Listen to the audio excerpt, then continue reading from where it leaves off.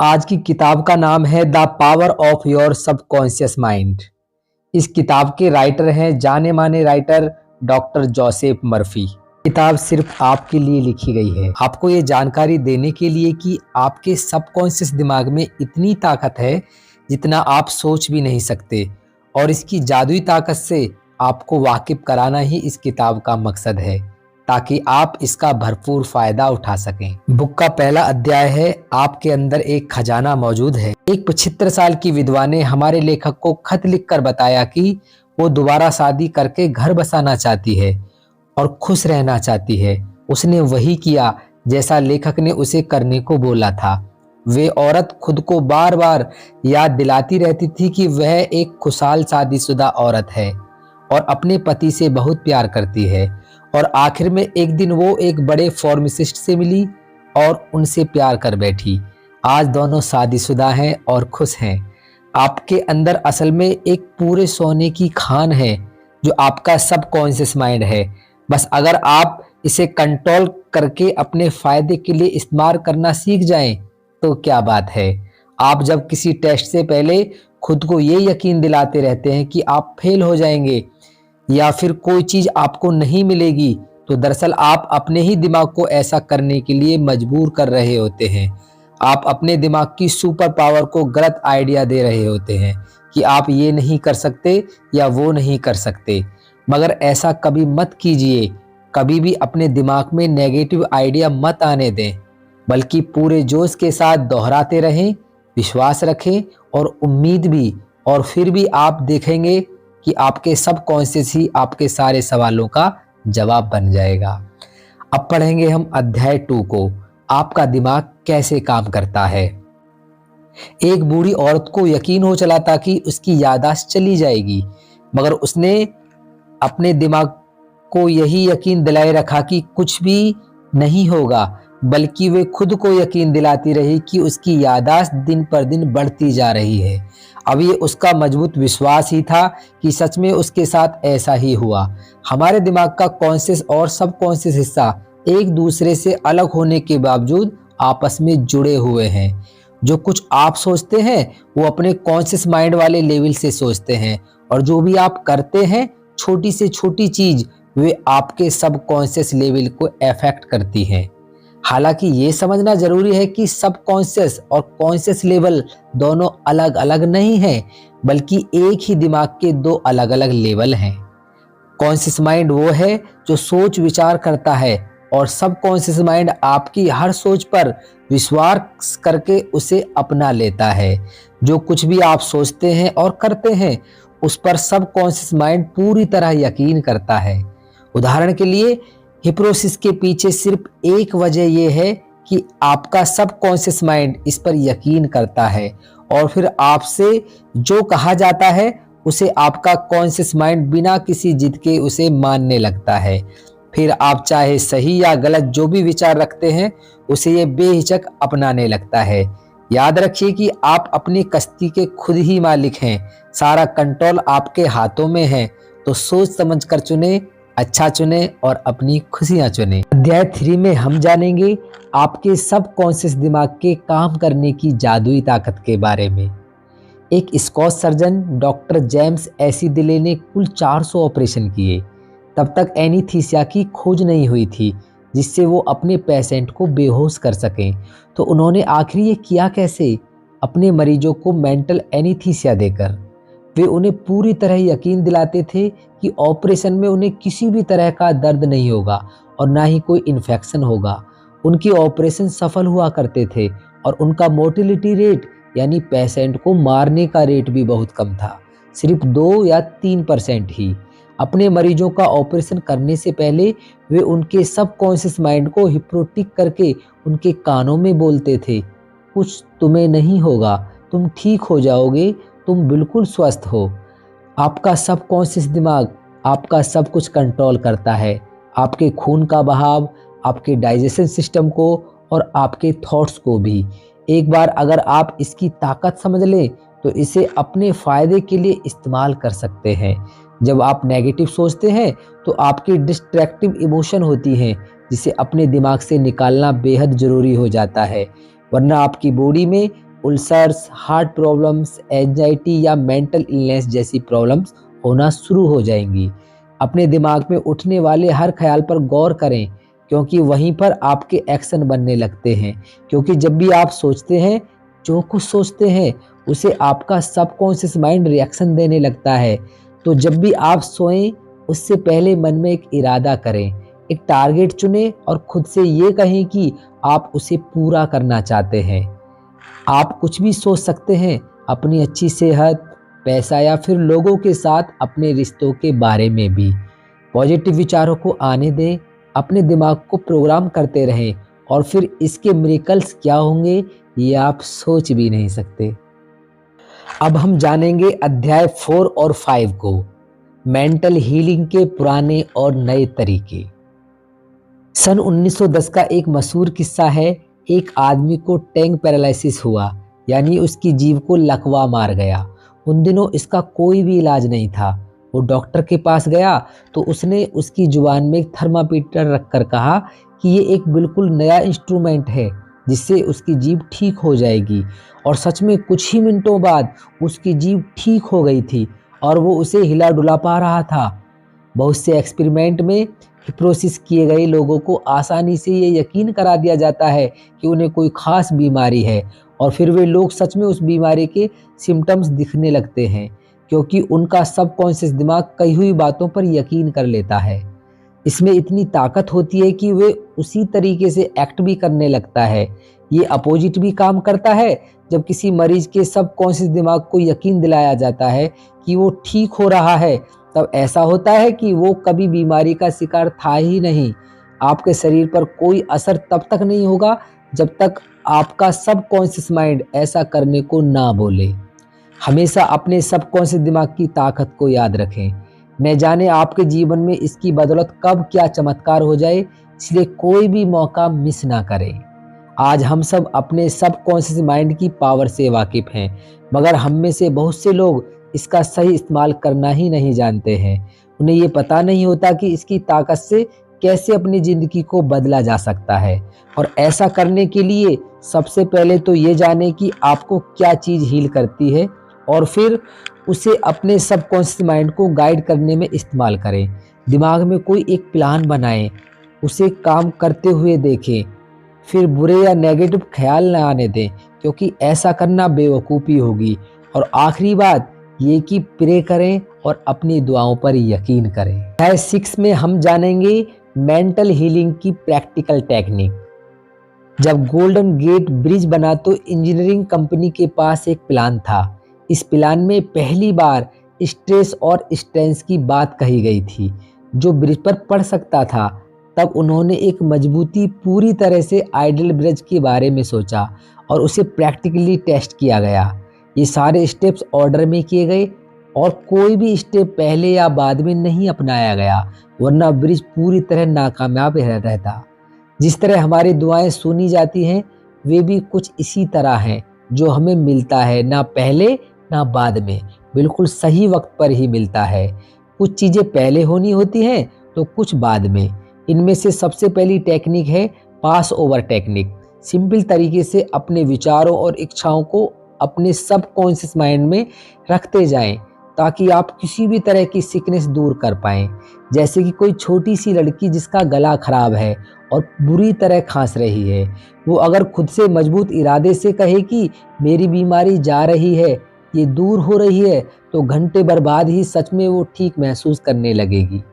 दूसरी simple technique है visualisation technique. आप विजुअलाइज करें, अपने दिमाग में तस्वीर रचकर ऐसा कर सकते हैं जो आप चाहते हैं, उसे हरदम ख्यालों में रखें। आप अपने फ़ोन या लैपटॉप पर उसकी वॉलपेपर लगाकर भी ऐसा कर सकते हैं, या फिर एक ड्रीम बोर्ड भी बना सकते हैं, या अपने सपने की फ़ोटो कार्डबोर्ड में लगा कर रखें और रोज़ उसे देखें। आखिर में आती है स्लीपिंग टेक्निक, जिसमें जब आप सो रहे होते हैं तो आपकी बॉडी का एफर्ट और स्ट्रेस कम होता है। उस वक्त आपका सबकॉन्शियस एक्टिव हो जाता है और आपके विचार और भी बेहतर ढंग से एब्जॉर्ब कर लेता है, जिससे आपके दिमाग और शरीर को आपकी चाही गई चीज हासिल करने में मदद मिलती है। इसलिए ऑटो सजेशन और विजुअलाइजेशन के लिए सोने से बिल्कुल पहले का टाइम सबसे बढ़िया रहता है। में हम जानेंगे सबकॉन्शियस दिमाग की आदत लाइफ वार्ड है। लेखक रॉबर्ट लुइस स्टीवेंसन हर रात सोने से पहले कुछ करते थे। फिर सोने से पहले अपने सबकॉन्शियस माइंड को उन सारी कहानियों से भर देते थे जो उन्हें लिखनी होती थी। और इस तरह वे कहते हैं कि उनके सबकॉन्शियस माइंड की डीप पावर उन्हें एक बढ़िया कहानी पूरी करके तैयार करके देती है, जिसे बाद में वे लिख लेते थे। उनकी इस बात से पता चलता है कि हमारी सबकॉन्शियस ताकत कितनी ज़बरदस्त होती है। ज़्यादातर बच्चे हेल्दी और स्ट्रॉन्ग पैदा होते हैं, ये बहुत आम बात है, मगर बीमार पड़ना और कमज़ोर होना नॉर्मल नहीं है, क्योंकि ये लाइफ स्ट्रीम के खिलाफ है। सेल्फ प्रिजर्वेशन हम इंसानों की सबसे स्ट्रॉन्ग इंस्टिंक्ट होती है। फ्रेडरिक एलियस एंड्रयूज एक ऐसा लड़का था जिसे पोटस की बीमारी थी, जिसे स्पाइन का ट्यूबरक्लोसिस भी कहा जाता है। अपनी बीमारी के दौरान वो प्रार्थना किया करता था कि वो ठीक हो जाएगा। उसकी प्रेयर्स काम आई और वो सच में ठीक होकर एक तंदुरुस्त इंसान बन गया। सोने से पहले वो उसी स्लीपिंग टेक्निक मेथड का इस्तेमाल किया करता था जिसके बारे में आपको पहले बताया गया था, और ये तरीका काम आया। हर 11 महीने में आपका शरीर खुद को रिन्यू करता है।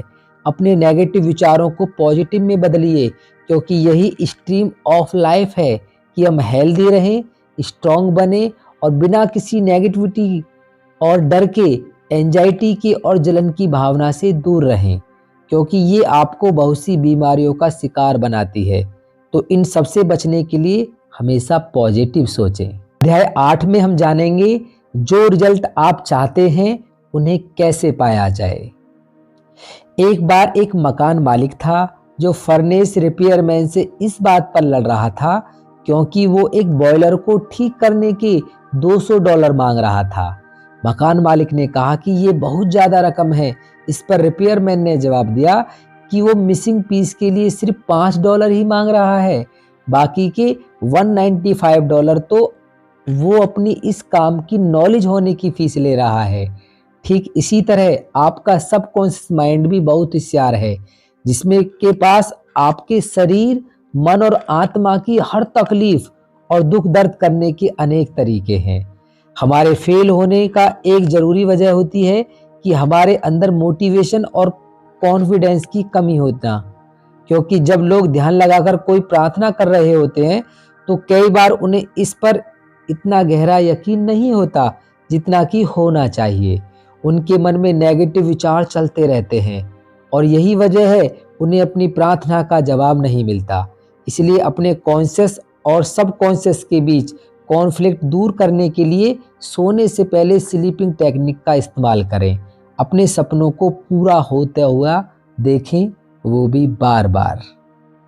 अध्याय 9 और 10 में हम जानेंगे अपने सबकॉन्शियस की पावर को पैसे और अपने अमीर होने के लिए कैसे इस्तेमाल करें। लेखक का एक दोस्त सालाना लगभग 75 लाख रुपए कमाता है। वो एक बार दुनिया घूमने के लिए 9 महीने की लंबी छुट्टी लेकर एक क्रूज पर गया। उसने खूब पैसे उड़ाए, मजे किए, और जब वो वापस काम पर लौटा तो उसने कुछ महसूस किया कि उनके कई साथी जो उनसे बिजनेस के बारे में ज़्यादा जानते थे, इवन बेहतर काम कर सकते थे, लेकिन वो सारे उनके छोटे पोजीशन में ही रह गए थे, उनसे कम सैलरी लेते थे। ऐसा क्यों था? क्योंकि उन सबको ना तो अपने सबकॉन्शियस की पावर के बारे में मालूम था और ना ही उन्हें कोई इसके बारे में नॉलेज थी और ना ही उन्हें कोई इंटरेस्ट था। इसलिए उनके कोई भी बड़े सपने पूरे नहीं हुए। ऐसे लोग एक तरह से क्रिएटिविटी से कोसों दूर रहते हैं। सच तो यह है कि कोई भी रातों रात अमीर नहीं बनता, सिर्फ सोचने भर से। इसके लिए आपको सबकॉन्शियस माइंड में कुछ नए आइडिया सोचने होंगे, इसे मोटिवेट करना पड़ेगा, तभी तो ये आपको अमीर बनने में मदद कर पाएगा। इसे मोटिवेशन देते रहें कि आप अमीर हैं, आप प्रॉफिट कमा रहे हैं, और आपका सबकॉन्शियस जो नए विचार आपको देगा उन पर काम करना शुरू कर दें। जो आप कहें उसे पूरी तरह भी यकीन करें, क्योंकि आपका सबकॉन्शियस तभी उन आइडिया को एक्सेप्ट करेगा जब आप अपने कॉन्शियस माइंड में भी एक्सेप्ट करेंगे। अगर आपको ज़्यादा पैसा कमाने की चाहत नहीं है तो फेल होने की राह में यह पहला कदम होगा। सबसे पहले तो ये विचार दिलो दिमाग से निकाल फेंकें कि पैसा सब बुराई की जड़ है, क्योंकि जब आप इसे बुराई मानकर नफरत ही करेंगे तो भला इसे कैसे अपनी तरफ अट्रैक्ट कर सकते हैं। पैसे से नफरत करेंगे तो आपके हाथ कुछ नहीं लगने वाला। इसके बदले पैसे को अपने सबसे बड़ा दोस्त समझकर इससे प्यार करें। अपने अमीर होने पर यकीन रखें। जो लोग पैसे की बुराई करते हैं अक्सर वही किसी ना किसी फाइनेंशियल परेशानी से गुजर रहे होते हैं। जो ऐसा सोचते हैं उसके दोस्त जब उससे ज़्यादा कमाते हैं और आगे निकल चुके होते हैं तो ऐसे लोग जल भुनकर खाक हो जाते हैं। उनका दिमाग नेगेटिव विचारों से भर जाता है। जिस चीज़ के लिए वो प्रे कर रहे होते हैं अब उसी को कोसते रहते हैं। पैसे की ताकत बड़ी है मगर इसे भगवान ना बनाएं। पैसा तो बस सफल होने की एक निशानी मात्र है।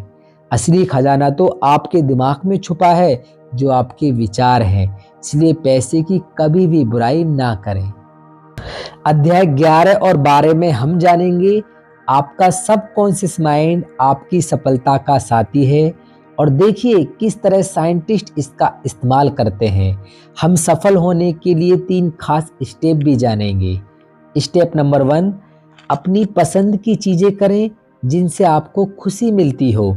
अगर आपको पता नहीं है कि वो क्या है तो उसे जानने के लिए पूरे दिल से प्रार्थना करें। स्टेप नंबर 2, किसी एक खास चीज़ में महारत हासिल कर लें। जो आपको पसंद हो उसके बारे में ज़्यादा से ज़्यादा जानकारी रखें। जैसे कि मान लो आपको डेंटिस्ट का काम पसंद है तो इसकी किसी खास ब्रांच में स्पेशलिस्ट बन जाएं, जैसे एनोडोंटिक्स या ओरल सर्जरी या किसी और चीज़ में।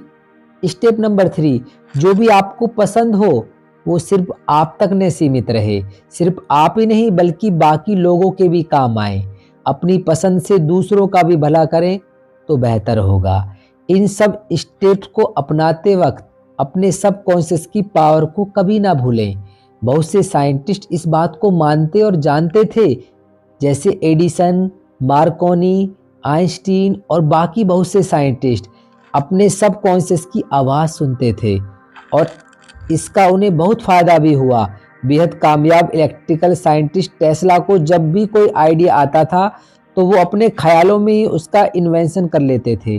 वो जानते थे कि अपने सबकॉन्शियस का इस्तेमाल करके वो जो भी वो बना सकते हैं। उनका दिमाग उस पॉइंट पर पहुंच चुका था कि किसी भी डिज़ाइन के इन्वेंशन होने से पहले ही उनका दिमाग को उस डिज़ाइन का डिफेक्ट भी नज़र आ जाता था। इसलिए इन्वेंट करने से पहले ही वे डिज़ाइन इस तरह बनाते थे कि उसमें कोई डिफेक्ट ही ना रहे, जिससे उनका पैसा और वक्त बर्बाद होने से बच जाया करता था। अध्याय 13, 14 और 15 में आप जानेंगे आपके सबकॉन्शियस और नींद के बारे में, मैरिटल प्रॉब्लम्स के बारे में और खुशियों के बारे में।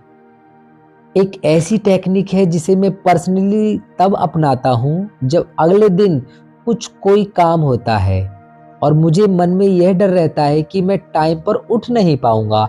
तो मैं दिमाग में सोचता रहता हूँ और खुद को यकीन दिलाता हूँ कि सुबह मैं टाइम पर उठ जाऊंगा। मैं तब तक इस बारे में सोचता रहता हूँ जब तक मेरे सबकॉन्शियस माइंड में ये बात पूरी तरह बैठ नहीं जाती और फिर दूसरे दिन मैं एकदम टाइम पर ही उठता हूँ। और ये टेक्निक आज तक फेल नहीं हुई, एक बार भी नहीं। ये बहुत सिंपल टेक्निक है, इसमें आपको कोई अलार्म भी नहीं चाहिए। हालांकि मैं फिर भी अलार्म सेट करके रखता हूँ, मगर हमेशा अलार्म बजने से पहले ही मैं उठ जाता हूँ, जिससे पता चलता है कि सबकॉन्शियस माइंड में कितनी पावर है। गाइडेंस का मतलब हमेशा किसी चीज़ से या पैसे की मदद से नहीं होता और ज़रूरी नहीं कि जब आप जागे हुए हो तभी आपको गाइडेंस मिल सकती है। कई बार आपके सपने भी आपको गाइडेंस देते हैं। अपने सबकॉन्शियस की पावर को कभी अनदेखा ना करें। इससे ना सिर्फ आपके हेल्थ पर बुरा असर पड़ सकता है बल्कि आपकी शादीशुदा जिंदगी पर भी। किसी के साथ जिंदगी भर का सफर निभाने के लिए आपका रिश्ता स्पिरिचुअल होना भी जरूरी है। जब आप किसी से मोहब्बत किए बगैर सिर्फ पैसे, पोजीशन या अपनी ईगो के लिए शादी करते हैं तो ऐसा रिश्ता कभी भी सच्चा नहीं होता। ऐसे रिश्ते लंबे समय तक टिक नहीं पाते। शादी का बंधन किसी भी चीज़ से ज़्यादा स्पिरिचुअल होना चाहिए। जहां दोनों पार्टनर के लिए दिल एक साथ धड़कते हों, जहां वह एक होकर जिंदगी के सफर में कदम रख सकें। आजकल लोगों का मानना है कि शादी हर प्रॉब्लम का जवाब है, लेकिन असल में ऐसा नहीं है। किसी को अपनाने से पहले आपको इसके लिए पूरी तरह तैयार होना पड़ेगा। अगर आप खुश नहीं हैं तो अपने पार्टनर को कैसे खुश रख पाएंगे? अपने पार्टनर से ये उम्मीद मत कीजिए कि वो आपको हर खुशी देगा। खुद को खुश रखना आपकी जिम्मेदारी है, न कि किसी और की। अपने सबकॉन्शियस को यकीन दिलाएं कि आप अधूरे नहीं हैं, अपने आप में पूरे हैं। तभी आप किसी और से प्यार कर पाएंगे और शादी की जिम्मेदारी उठा पाएंगे। अपनी शादीशुदा जिंदगी में गलतियों को दोहराना एक बहुत बड़ी निशानी है कि आपके मन में नेगेटिव विचार भरे हुए हैं। आपके सबकॉन्शियस माइंड भी इन्हीं नेगेटिव विचारों को अपना रहा है। अगर गलती हो गई है तो उसे स्वीकार करके आगे बढ़ जाएं। अपने साथी और अपनी शादी में यकीन रखें ताकि आपका सबकॉन्शियस भी यही माने। हमेशा एक बात याद रखें कि शादीशुदा जिंदगी में परेशानियां आना बेहद आम बात है और इसके लिए एक्सपर्ट की सलाह लेने में कोई बुराई नहीं है। जब आपके दांत में दर्द होता है तो क्या आप इंजीनियर के पास जाते हैं? नहीं ना। तो आपकी शादी भी आपके दांत के दर्द से कम जरूरी मसला नहीं है। जब भी कोई परेशानी आए तो अपने रिश्तों को बचाने के लिए एक्सपर्ट की राय जरूर लें। अपने पार्टनर और एक्सपर्ट के अलावा किसी तीसरे के साथ कभी भी अपनी मैरिटल प्रॉब्लम डिस्कस ना करें। आपकी खुशियां सिर्फ आपके हाथ में हैं। अगर आप यही सोचते रहेंगे कि आपकी शादी टूटने के कगार पर है, तो जानते हैं क्या होगा? एक दिन ये सच में टूट सकता है, क्योंकि आप ऐसा सोचते हैं तो आपके सबकॉन्शियस को भी यही यकीन होने लगता है।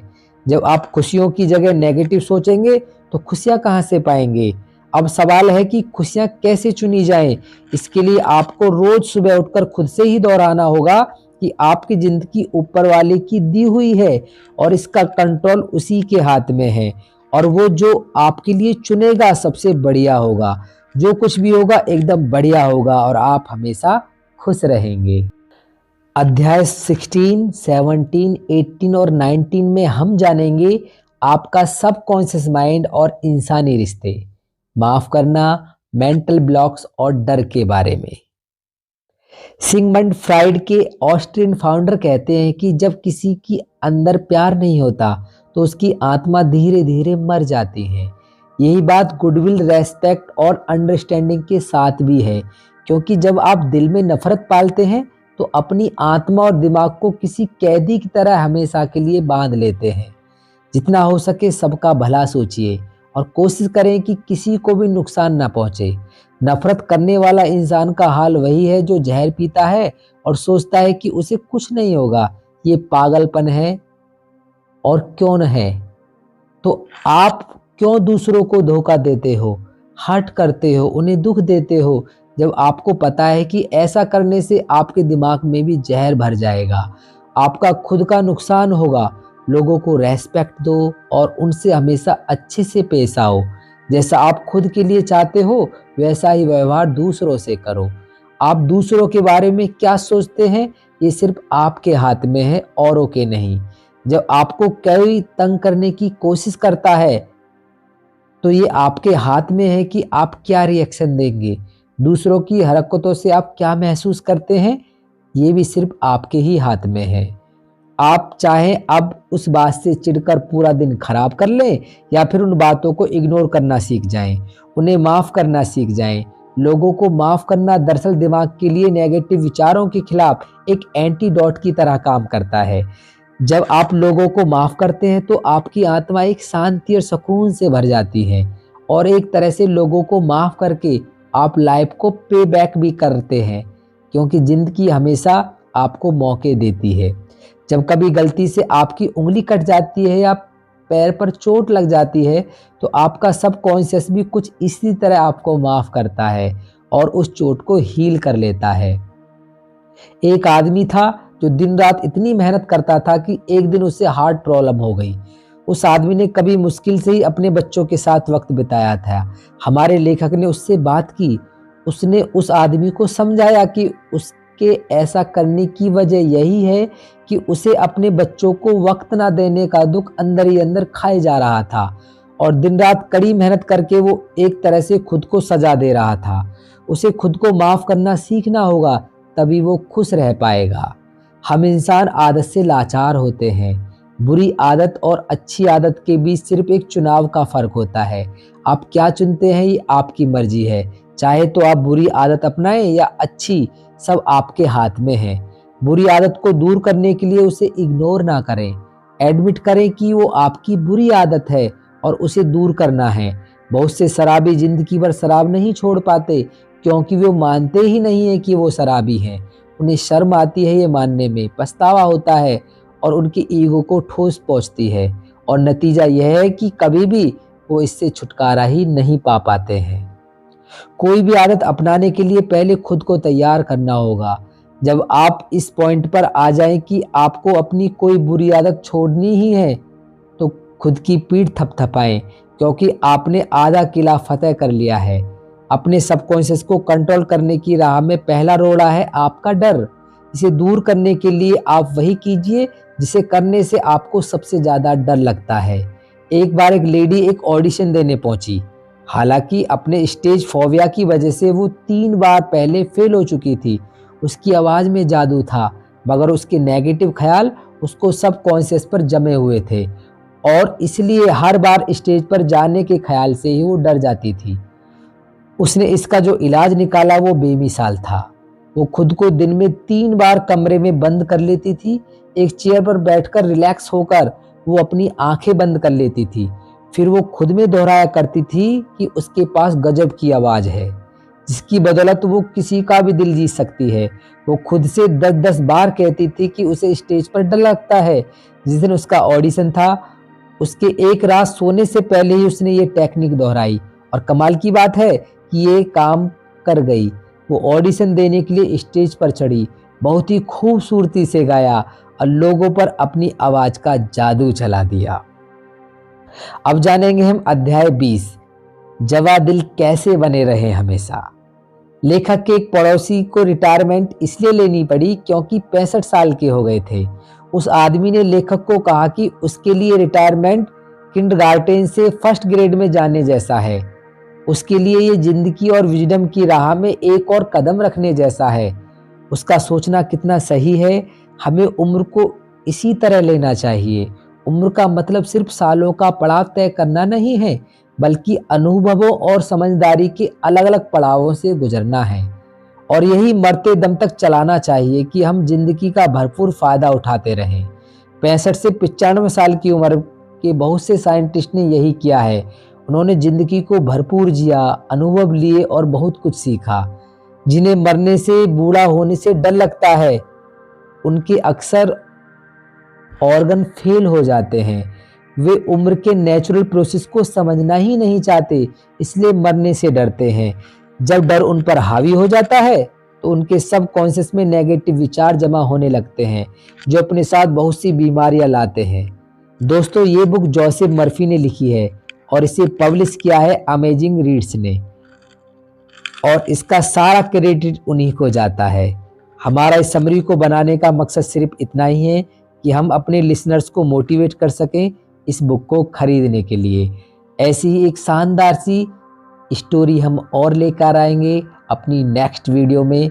तब तक के लिए जय हिंद, जय भारत, और हमारे इस चैनल को सब्सक्राइब करें और ज़्यादा से ज़्यादा इस चैनल को शेयर भी करें, जिससे और भी लोग इस वीडियो को सुनकर, इस ऑडियो को सुनकर मोटिवेट हो सकें।